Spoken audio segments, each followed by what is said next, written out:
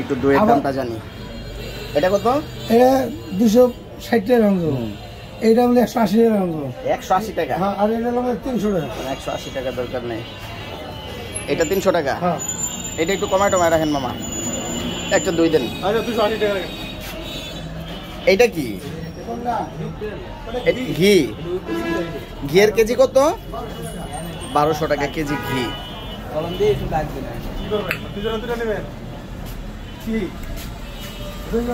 এটা হচ্ছে দই, এখানেও খুব মানে সুস্বাদু দই পাওয়া যায়। এ হচ্ছে চমচমের উপরে যে দেয় সেই মাওয়াটা, এটা হচ্ছে চমচম, এটার উপরেই যে মাওয়াটা দেওয়া হবে।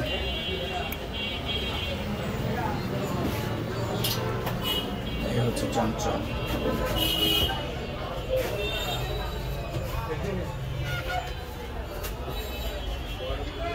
টাঙ্গাইলের ঐতিহ্যবাহী সেই চমচম।